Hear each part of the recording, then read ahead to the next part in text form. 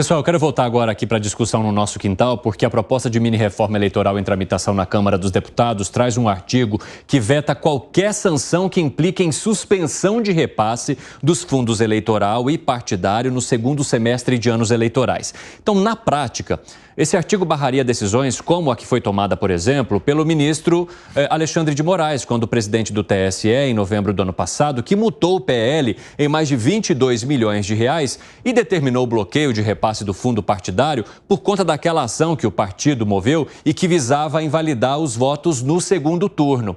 Então, o que se busca com a mini-reforma eleitoral? E aí a gente volta para uma espécie de anistia. Então, tem a PEC da anistia que está funcionando ali, que a gente já trouxe para você, e nessa mini-reforma eleitoral eles querem evitar qualquer sanção, inclusive para partidos que descumprirem algo na prestação de contas no segundo semestre de anos eleitorais. O que isso significa e simboliza para quem está acompanhando essa discussão que pode reformar a lei eleitoral, hein, Dávila? Duas coisas, Evandro. A primeira é a legalização da impunidade.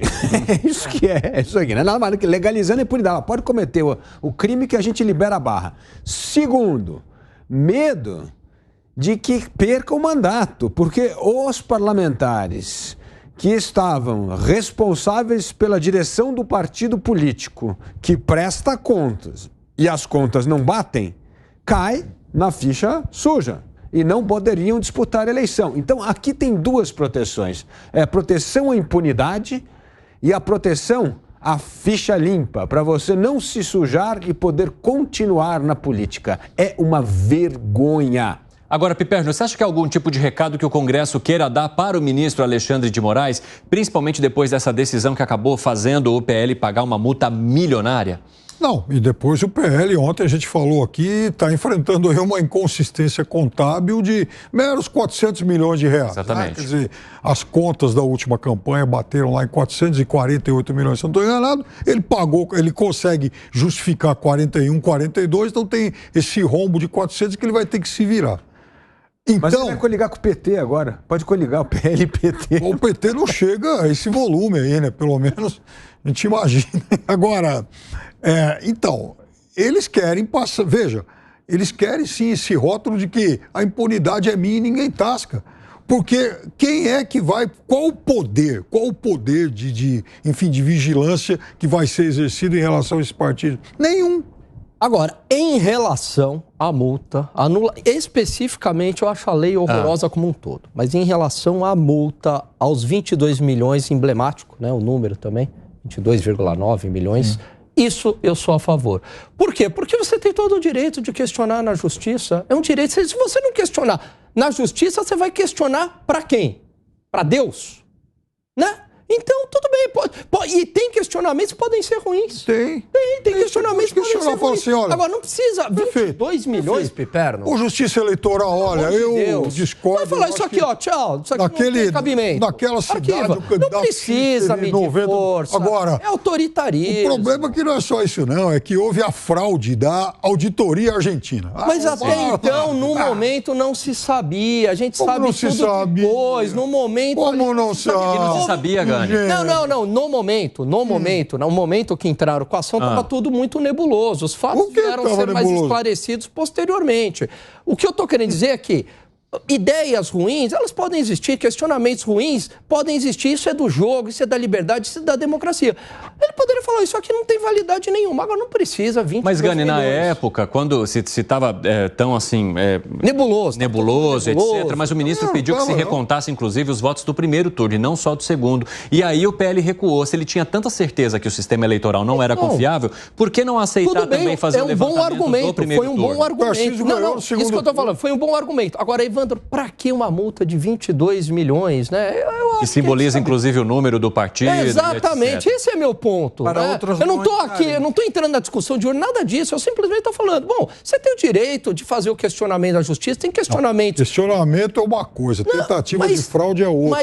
Eles, inclusive, trouxeram lá um quadro estatístico de que, naquela região tal, que com um tipo de urna tal, teve tantos votos e no outro... Tá. Depende do ponto de vista, um questionamento. Fala, Segré. Eu fico me perguntando qual será a resposta de alguns desses deputados e senadores quando um filho deles, uma filha, pergunte, pai, mãe, Ixi, segredo. está legislando em causa própria? Não, mas aí no dia de amanhã, o filho vai falar, Vai na aberta aí, ó, 5h51, o pessoal da rádio vai para o rápido intervalo. O Segrelli sempre traz, né, umas reflexões tão importantes e sentimentais. Sabe por quê? Porque qual é o exemplo que eles dão? Eu entendo que os deputados e senadores entendam e considerem a todos nós trouxas. É do jogo também político, tudo bem, a gente vota para eles chegarem aí, depois que chegaram, dane seu povo. Mas e os filhos? Como você acorda de manhã, explica para seu filho que você está fazendo isso, decretando uma impunidade para erros que você mesmo cometeu? Cadê o exemplo? Cadê a família? Esses caras não têm coração. Não é possível que um deputado se preste a esse jogo. Pô, eu sou pai. E a primeira questão que você tenta dar é o exemplo para seu filho e para sua filha. Que exemplo estão dando? Nenhum. Não tem exemplo. Fala, Piperno. Não, é verdade. E eu estava lendo também a nossa tarja aqui para completar o quadro de humor e tal. Menina, a reforma eleitoral prevê artigo... porque a outra prevê veto a punições em anos eleitorais. Então, por exemplo, 2023 não tem eleição nenhuma. Então, nesse ano pode punir. As contas, cuidado, partidos políticos seria com as no segundo contas semestre de anos nos anos ímpares. Contas de partidos políticos em anos ímpares podem resultar em punições. Agora, em anos pares, não. Agora, Dávila, de que forma que você comentaria o que foi trazido aqui pelo Segré? O que esses políticos falam para os filhos deles quando eles acordam? Aí eu não sei. Mas, pai, tem que aumentar a mesada, né? Para aguentar o bullying na escola. Não, pode ser essa. Pai, mesada. Isso. Não, mesada, pai, que exemplo você está me dando? Olha, decreta impunidade. Fala, filho, vou aumentar a tua mesada. Aí, nessa questão genética, você diz, pai, valeu, pode continuar desse jeito que está ótimo. Agora, os movimentos como os que foram feitos, por exemplo, por aquelas entidades contra a PEC da anistia, isso pode trazer alguma diferença nessa discussão? Ou eles vão passar como se não estivessem enxergando a movimentação da sociedade negativa ao que eles querem fazer com essa mini-reforma Veja, Evandro, eleitoral? eu gosto de sempre voltar no exemplo da reforma tributária, embora bem diferente, né? Claro. Há setores da sociedade que defendem, é algo bastante justificável e que precisa, sim, de debate, né? Mas em relação à reforma tributária, na hora que ela entrou ali para valer em discussão, havia também vários setores da sociedade contrários, porque ia trazer aumento de carga tributária, porque quebrava o pacto federativo, etc. E o Congresso não quis saber, né? Então a máquina ali de votação entrou em jogo e atropelou e votou de maneira acachapante. Duvido que o barulho da sociedade vai fazer alguma diferença.